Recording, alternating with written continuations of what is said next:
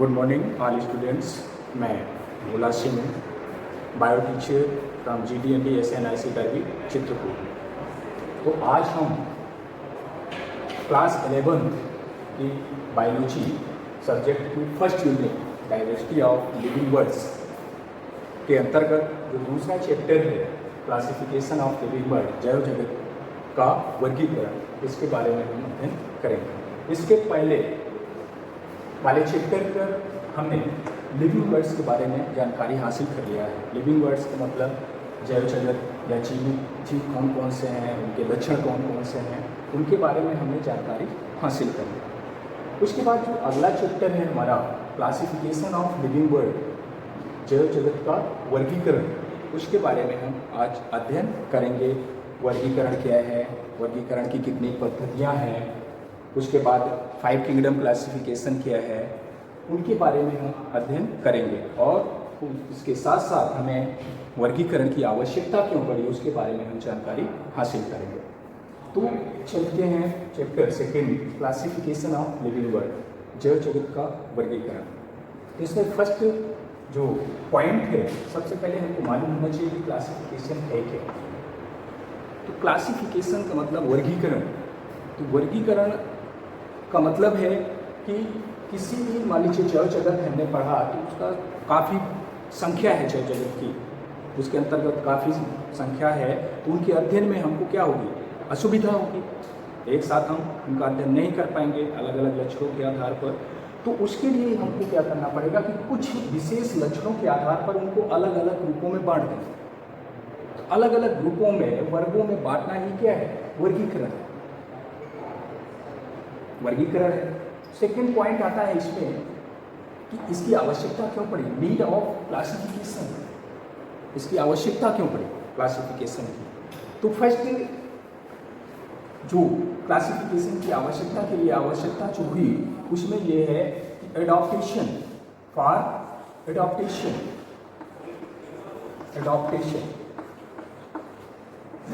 अनुकूलन। वर्गीकरण के द्वारा हम अनुकूलन के बारे में जानकारी हासिल कर सकते हैं। एडॉप्टेशन, अलग अलग जलवायु में रहने वाले जंतुओं को अलग अलग समूहों में रखा गया, वो किसके द्वारा जानकारी हमको हासिल होगी, क्लासिफिकेशन के द्वारा। सेकेंड नंबर,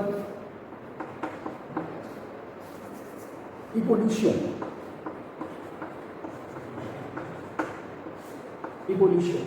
विकास, जो जीव जगत का विकास है सूक्ष्म से बृहद की ओर, माइक्रो से मतलब सूक्ष्म से बृहद की ओर जो इसमें जीवों का विकास हुआ है, वो किसके द्वारा हमको जानकारी मिल रही है, वर्गीकरण के द्वारा।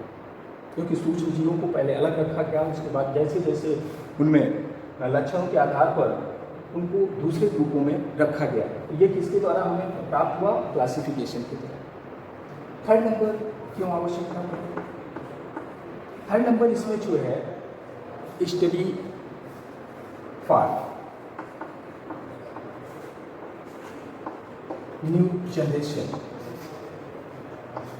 मतलब वर्गीकरण के द्वारा न्यू जनरेशन, चाहे वो प्लांट में हो चाहे एनिमल्स में हो, न्यू जनरेशन के बारे में या खोज के बारे में जानकारी हासिल करने के लिए हमको क्लासिफिकेशन की आवश्यकता पड़ी। तो अगर कोई पूछता है कि क्लासिफिकेशन की आवश्यकता क्यों हुई वर्गीकरण की, तो पहले नंबर पर एडॉप्टेशन, सेकेंड नंबर पर इवोल्यूशन, थर्ड नंबर पर study for new generation.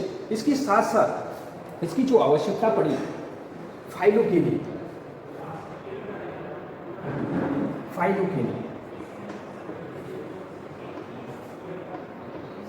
Phylogeny का मतलब जातिकृत। अगर विभिन्न वर्गीकृत जीवों को मान लीजिए किसी एक वर्ग में रखा गया और फाइलोजेनी के द्वारा हमको ये मालूम चलेगा कि इनमें जो लक्षण पाए जा रहे हैं, उन लक्षणों के आधार पर इनके जो पूर्वज थे वो एक ही पूर्वज से उत्पन्न हुए ये जीवों का समूह है। इसका भी हम अध्ययन किसके द्वारा करते हैं, क्लासिफिकेशन के द्वारा। ठीक, तो इसलिए हमको आवश्यकता मतलब नीड ऑफ क्लासिफिकेशन, इन पॉइंटों के आधार पर हमको जानकारी हासिल हुई, for adaptation, evolution, new generation and phylogeny. चलिए सेकेंड नंबर इसमें आता है classification system, classification system.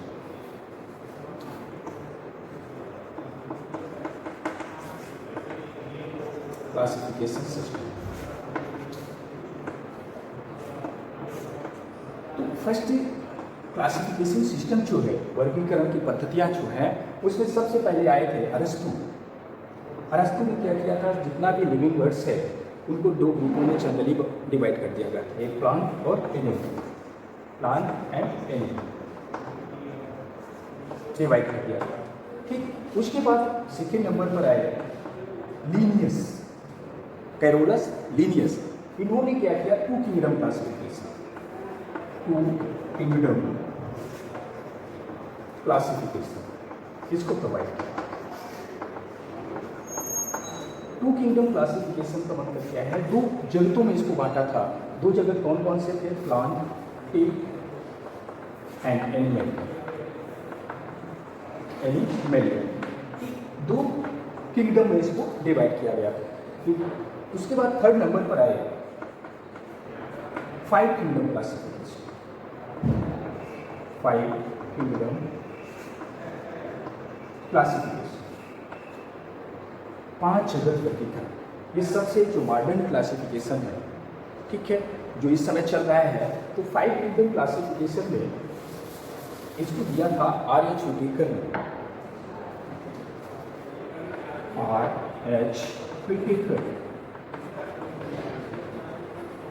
R.H. Whittaker ने इस क्लासिफिकेशन को दिया five kingdom.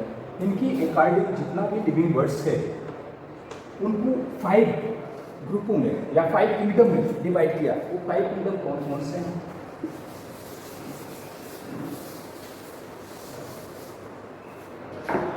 Monera,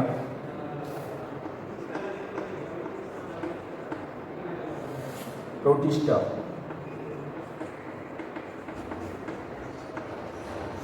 fungi, Plantae and animalia. ये फाइव किंगडम थे, first, second, third, fourth, fifth, ये फाइव किंगडम थे। तो R.H. व्हिटेकर ने जितना भी लिविंग वर्ड्स था टोटल को पांच ग्रुपों में डिवाइड कर दिया, जिसे फाइव किंगडम क्लासिफिकेशन कहा जाता है। अब इनमें जो कैरेक्टर्स हैं, कैरेक्टर्स के आधार पर हम कैसे इसकी तुलना कर पाएंगे कि कौन सा मोनेरा है, कौन सा प्रोटिस्टा है, कौन सा फंजाई है, कौन सा प्लांटी है, कौन सा एनिमेलिया है। तो इसको एक संतुल्य, एक टेबल के अनुसार इसको हम देख सकते हैं कि सबसे पहले इसको सेल के अकॉर्डिंग, टू टाइप्स की सेल होती है। तो इसमें जो है मोनेरा में prokaryotic cell, prokaryotic cell present होंगी। इसके बाद से सभी में यूकैरियोटिक सेल प्रेजेंट होंगी, ठीक है। केवल मोनेरा में इसके अंतर्गत ऐसे जंतु आएंगे, ऐसे लिविंग्स आएंगे जिनमें प्रोकैरियोटिक सेल प्रेजेंट होगी। बाकी प्रोटिस्टा में यूकैरियोटिक, फंजाई में यूकैरियोटिक, प्लांटी में यूकैरियोटिक और एनिमेलिया में यूकैरियोटिक, ये आएंगे। उसके बाद इसमें जो है न्यूट्रिशन के अकॉर्डिंग अगर देखते हैं तो न्यूट्रिशन मतलब पोषण, उसके अकॉर्डिंग अगर हम देखते हैं तो ऑटोट्रॉपिक,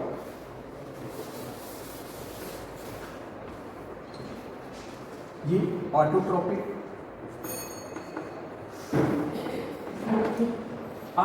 का मतलब सुपोषी, मतलब इसके अंतर्गत जितने भी जीव आएंगे वो क्या होंगे, सुपोषी होंगे, ऑटोट्रॉपिक होंगे। उसके बाद ये भी ऑटोट्रॉपिक होगा, ठीक, ये क्या होगा, हेटेरोट्रॉपिक होगा, ठीक, ये ऑटोट्रॉपिक होगा और ये हेटेरोट्रॉपिक, ठीक। तो ये न्यूट्रिशन के अकॉर्डिंग हो गया। ऑटोट्रॉपिक का मतलब स्वपोषी, ये भी स्वपोषी, ये हेटेरोट्रॉपिक का मतलब परपोषी, दूसरे से अपना पोषण लेंगे। ये भी प्लांटी क्या है, ऑटोट्रॉपिक है, और ये क्या है, हेटेरोट्रॉपिक, ठीक। तो जनरली ये जो है मोनेरा, प्रोटिस्टा, फंजाई, प्लांटी और एनिमेलिया में इसके अकॉर्डिंग इनको रखा गया, ठीक है। उसके बाद आप एक एक करके इस बात में कर देते हैं।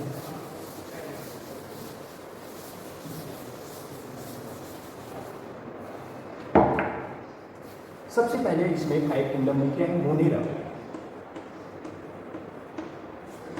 फर्स्ट क्या है, मोनेरा। तो मोनेरा में बताया गया था कि प्रोकैरियोटिक जितने भी जीव होंगे प्रोकैरियोटिक होंगे। इसमें प्रोकैरियोटिक के आधार पर या ऑटोट्रॉपिक होंगे। अब इसको डिवाइड किया गया मोनेरा में, टू ग्रुप्स में, ठीक है। टू ग्रुप्स कौन कौन से? एक आर्की बैक्टीरिया, एक you bacteria. Archie bacteria and you bacteria.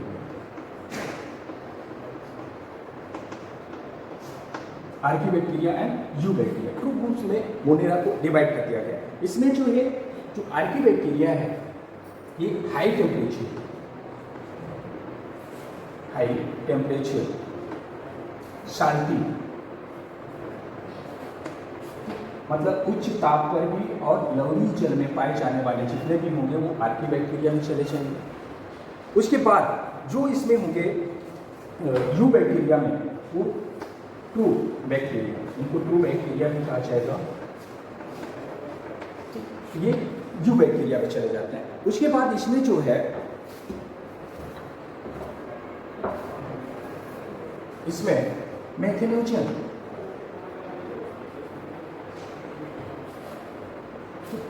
इसमें जो आ जाता है डिक्लिनेरिटी,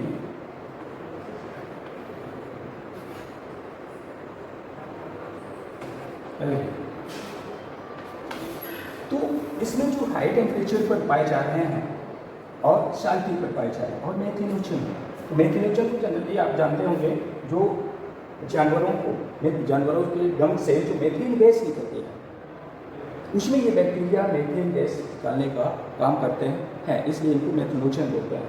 वही जाकर के बायोगैस में कन्वर्ट हो जाती है। उसके बाद इसमें जो है ल्यूग्रीनरी, तो इसमें जो है ये इससे इसलिए डिफर है कि रिजिड सेल वॉल इसमें प्रेजेंट होती है। रिजिड सेल वॉल इसमें प्रेजेंट होती है जो बैक्टीरिया, ठीक है। तो ये हो गया मोनेरा। अब मोनेरा के अंतर्गत इसमें जो रिप्रोडक्शन है माइकोप्लाज्मा की, इसमें आता है बैक्टीरिया में माइकोप्लाज्मा, ठीक है। नीले हरे शैवाल और माइकोप्लाज्मा। माइकोप्लाज्मा जनरली है क्या, ये सबसे सूक्ष्म जीवित कोशिका है माइकोप्लाज्मा, जो बिना ऑक्सीजन के भी जीवित रह सकती है, ठीक। उसके बाद इसमें आ जाता है मोनेरा में रिप्रोडक्शन की प्रोसेस, ठीक है। तो रिप्रोडक्शन जनरली इसमें जो है 3 टाइप से, vegetative, sexual and sexual, 3 type से कुछ होता है। वेजिटेटिव रिप्रोडक्शन की जो प्रोसेस है वो बाइफिशियन द्वारा,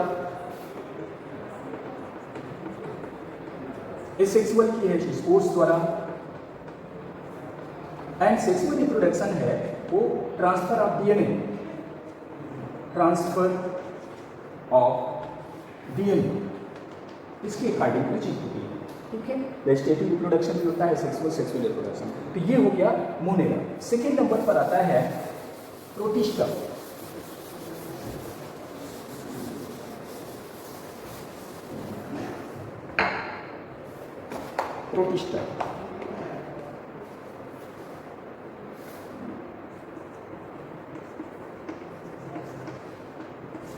इसके पहले ही इसको जनरली बता दिया गया था कि सिंगल सेल यूकैरियोटिक है। क्या है यूकैरियोटिक?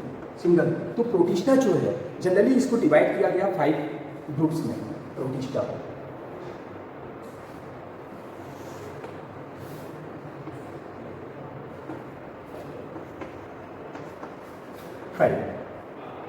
तो टोटल प्रोटिस्ट जो थे, जो प्रोटिस्टा के अंतर्गत जितने भी जीव आते थे उनको 5 अलग अलग टाइप में बांट दिया गया।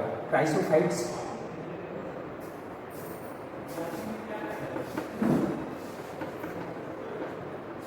तो इनको बांटने की आवश्यकता क्यों पड़ी? क्योंकि इसी के अंतर्गत कुछ अलग अलग लक्षणों के आधार पर जीव थे प्रोटिस्टा में। उन लक्षणों के अकॉर्डिंग इसको 5 ग्रुप्स में डिवाइड किया गया। क्राइसोफाइट्स हो गया, डायनोफ्लैगेलेट,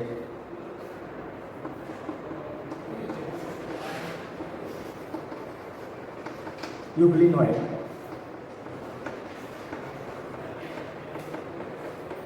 स्लाइम मोल्ड,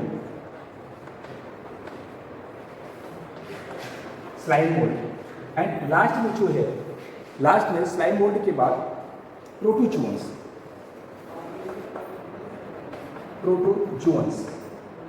ये 5 ग्रुप्स में डिवाइड किया गया। तो इसमें जो सबसे पहले था क्राइसोफाइट्स, तो क्राइसोफाइट्स जो हैं यूनिसेलुलर फोटोसिंथेटिक हैं, यूनिसेलुलर एंड फोटोसिंथेटिक होते हैं क्राइसोफाइट। डायनोफ्लैजिलेट जो होते हैं इसमें फ्लैजिला प्रेजेंट होता है, इसमें जो होता है फ्लैजिला होता है और इसमें साल्टी पिगमेंट पाए जाते हैं। फ्लैजिला होगा,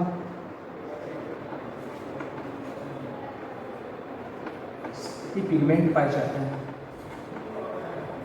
तो इसका एग्जाम्पल क्या है कि जैसे क्राइसोफाइट्स का दिया गया उसका एग्जाम्पल पूछा जाता है तो इसमें लिख लीजिएगा डाइटम्स।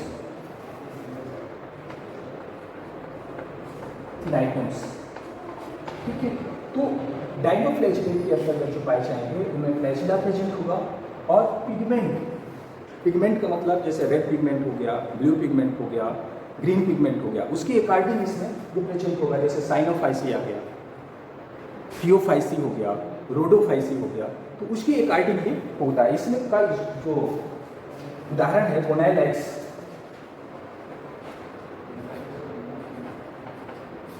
ये इसका एग्जाम्पल हो जाएगा। उसके बाद आ जाता है यूग्लिनॉइड, तो नाम से ही ये क्लियर है, यूग्लिना प्रेजेंट होगा।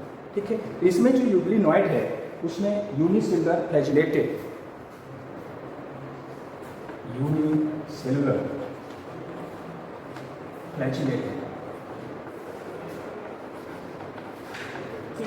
ये यूनिसेलुलर होंगे, फ्लैजिला पाया जाएगा। इसका जो एग्जाम्पल होगा यूग्लिन।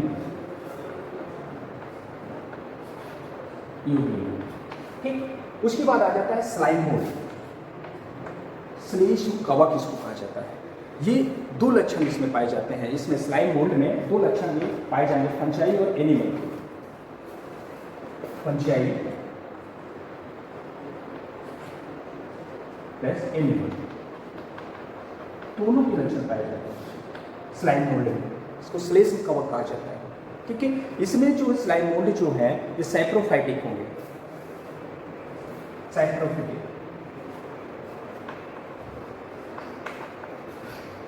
जनरली ये पाए जाएंगे सड़ी गली पत्तियों या डेड जो प्लांट के स्टेम्स हैं उनमें ये जनरली पाए जाएंगे स्लाइम में। उसके बाद जो 5th नंबर आता है इसमें प्रोटोजोन्स। प्रोटोजोन्स का मतलब इसके अंतर्गत प्रोटोजोआ आएंगे, प्रोटोजोआ। ठीक है, प्रोटोजोआ आते हैं। प्रोटोजोन्स के अंतर्गत प्रोटोजोआ आएंगे, ये हेटेरोट्रॉपिक होंगे, हेटेरोट्रॉपिक। ठीक है, तो ये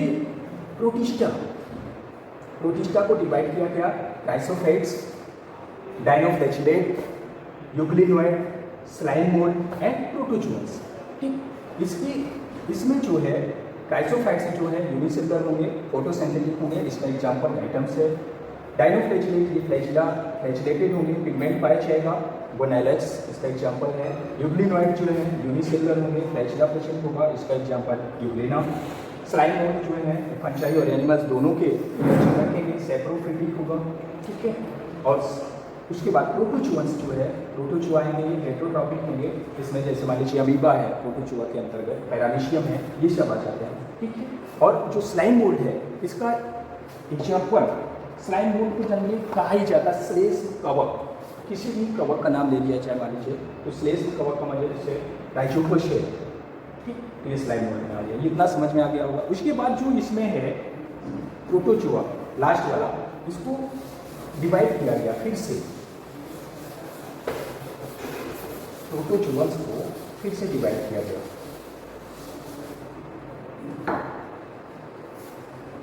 प्रोटोजोन्स इसको डिवाइड किया गया।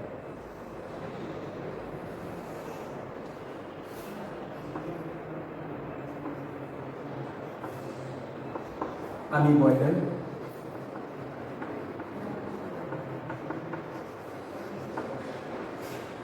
अमीबॉइडल मतलब है तो ये प्रोटोजोआ के अंतर्गत ही। अमीबॉइडल हो गया, flagellated, ciliated, flagellated.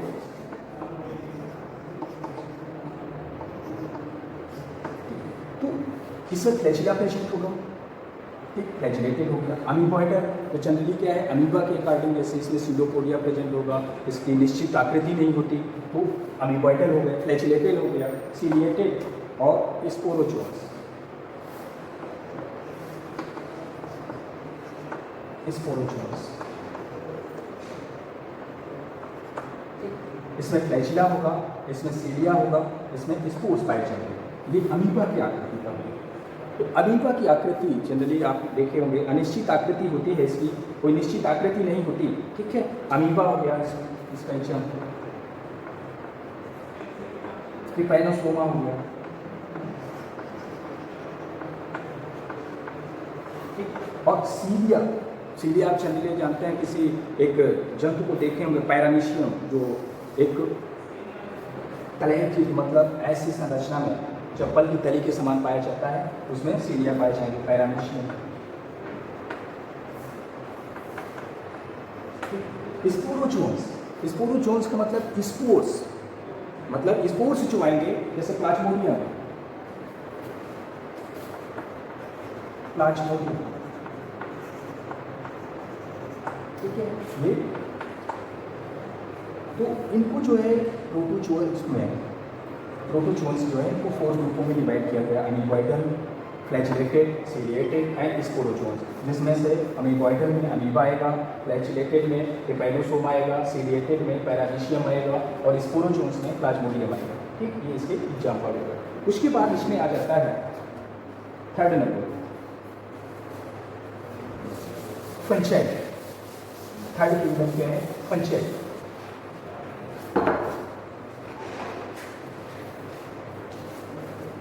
Third kingdom इसका है पंचायत।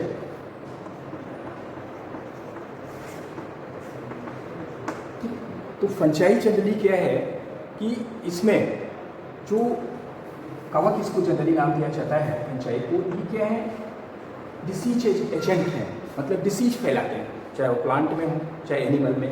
ये जनरली हेट्रोट्रॉपिक होंगे, मल्टी सेलुलर होंगे, हेट्रोट्रॉपिक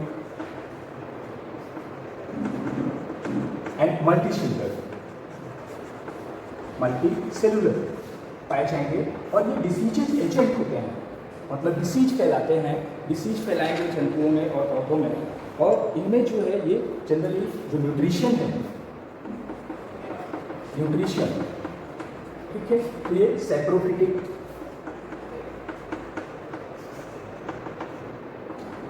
मतलब न्यूट्रिशन इनमें अलग अलग प्रकार का पाया जाता है। Parasitic and symbiosis, parasitic and symbiosis, ये न्यूट्रिशन पाया जाता है। मृतोपजीवी, ठीक, परजीवी और सहजीवी, तीनों टाइप्स का इसमें न्यूट्रिशन पाया जाता है। और इसमें जो रिप्रोडक्शन है, रिप्रोडक्शन मतलब पंचायत में जो रिप्रोडक्शन की प्रोसेस है, जनन की प्रोसेस है, वो vegetative, asexual and sexual, vegetative, asexual and sexual, तीनों प्रेजेंट होते हैं। तो वेजिटेटिव रिप्रोडक्शन जो है इसमें ये होता है fragmentation.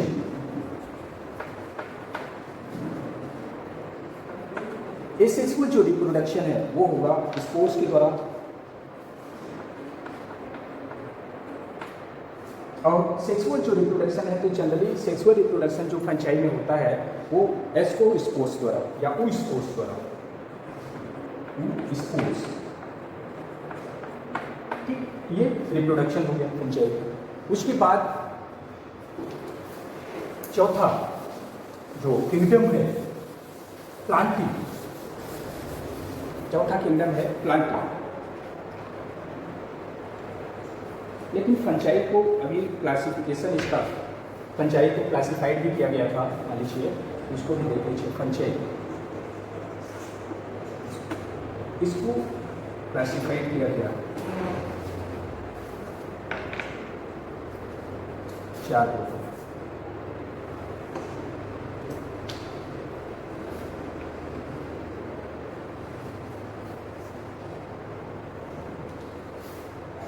First, second, third, fourth, फाइकोमाइसीटीज,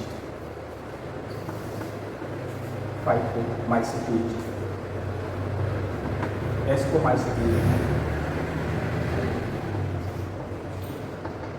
ड्यूटेरोमाइसीटीज,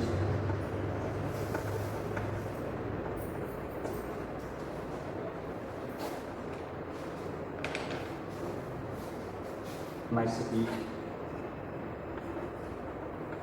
and deuteromycetes के बाद इसमें जो है बेसिडियोमाइसीटीज।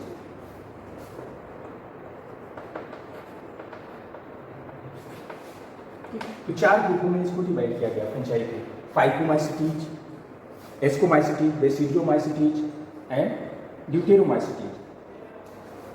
ये क्या होंगे? एक्वेटिक होंगे, एक्वेटिक होंगे। जनरली जो फाइकोमाइसीटीज के अंतर्गत आएंगे वो एक्वेटिक होंगे, जिसमें राइजोपस है, म्यूकर है, राइजोपस म्यूकर है।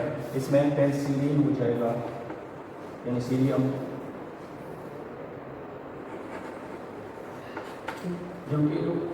इसमें पेनिसिलियम आ गया। ड्यूटेरोमाइसीटीज में जो इसका एग्जाम्पल है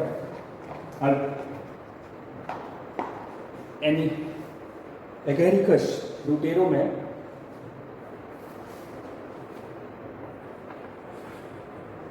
एगेरिकस एंड बेसिडियोमाइसीटीज जो इसका आता है, बेसिडियोमाइसीटीज में मशरूम,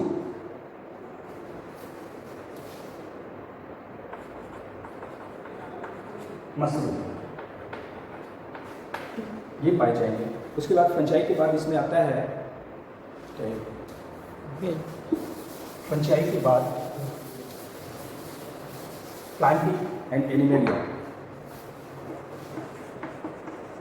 प्लांटिंग और 5th नंबर पर एनिमेलिया। प्लांटिंग में जनरली ये क्या होंगे? आर्टोट्रॉपिक होंगे, क्लोरोफिलस होंगे, ठीक है, प्लांट के अकॉर्डिंग। और इसमें फोटोसिंथेसिस की प्रोसेस पाई जाएगी। जितने भी इसमें प्लांट्स आएंगे उसमें एक स्टेप आता है अल्टरनेशन ऑफ जनरेशन, पीढ़ी एकांतरण जिसको बोलता है, ठीक है। तो इसमें प्लांट्स में है, जैसे मान लीजिए 2 पीढ़ियाँ, इनके लाइफ साइकिल में 2 स्टेप आते हैं। लाइफ साइकिल जो होगी 2 स्टेप आएगी, एक होगी फर्स्ट, सेकेंड। तो फर्स्ट वाली जो इसकी फेजेज है अल्टरनेशन ऑफ जनरेशन की, उसको स्पोरोफिटिक और गैमेटोफिटिक, स्पोरोफिटिक एंड गैमेटोफिटिक, ठीक है। तो स्पोरोफिटिक जो होगी वो डिप्लॉयड होगी और ये हेप्लॉयड होगी, डिप्लॉयड एंड ये होगी हेप्लॉयड, ठीक। उसके बाद 5वां आ जाता है एनिमेलिया। एनिमेलिया में क्या है? ये मल्टीसेलुलर होंगे, ठीक है। और इनमें जो न्यूट्रिशन है वो लार्ज न्यूट्रिशन की जो प्रोसेस होगी, पैरासिटिक हो गई है, परजीवी, ठीक है। वो एनिमल्स में ये बृहद मल्टीसेलुलर इसके अंतर्गत आते हैं। और इनमें जो एनिमेलिया में उसके फिर डिवाइड किया गया उनके लक्षणों के आधार पर फाइलम में, ठीक है। ये आ गया एनिमेलिया में। उसके बाद इसमें आ जाता है, ये 5 किंगडम थे, मोनेरा, प्रोटिस्टा, फंजाई, प्लांटिंग और एनिमेलिया। उसके बाद लास्ट में इसमें क्या है? Virus, viroids, prions and lichen. Viroids, prions and lichens. Virus इसकी जो खोज फर्स्ट टाइम किया था वो इवानोवस्की ने किया था। वायरस की खोज किसने किया था? इवानोवस्की ने किया था। इसमें ये नॉन सेलुलर होते हैं, नॉन सेलुलर, ठीक है। और जनरली क्या है? ये डिसीज फैलाते हैं, डिसीजेज एजेंट हैं। उसके बाद वायराइड्स भी डिसीजेज एजेंट हैं, लेकिन वायरस से छोटे होंगे। वायरस से क्या छोटे होते हैं। और इसकी खोज किया था टियोडाइनर ने इसकी खोज किया था, ठीक है। और वायराइड्स जो होते हैं जनरली इसमें जो है प्रोटीन कोड एब्सेंट होता है। प्रोटीन कोड क्या होगा?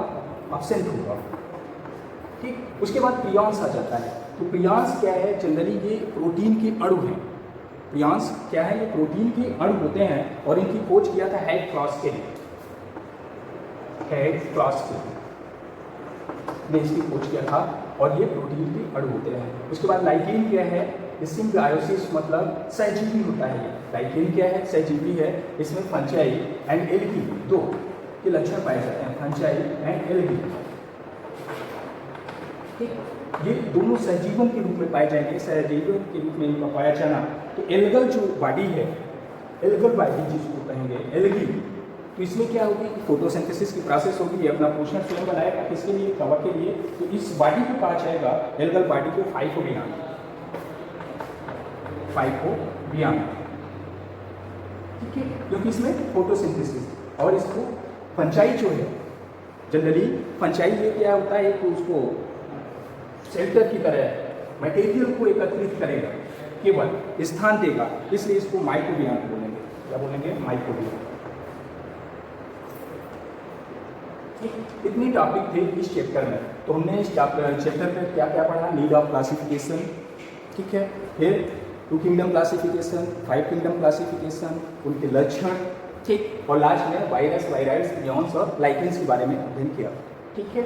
अब इसकी लास्ट में जो असेसमेंट है उसमें सबसे पहले मान लीजिए कोई जनरली फर्स्ट क्वेश्चन दिया गया, right the general characters of protista, protista के लक्षण के बारे में लिखेंगे। सेकेंड असेसमेंट हो जाएगा, इसमें जो है एक नॉर्मली सीक्वेंस के अकॉर्डिंग इनमें जो डिफरेंस है 5 किंगडम में उसको लिखना है, ठीक है, लिख पाएंगे इस पूरे चैप्टर में आपने, ठीक है।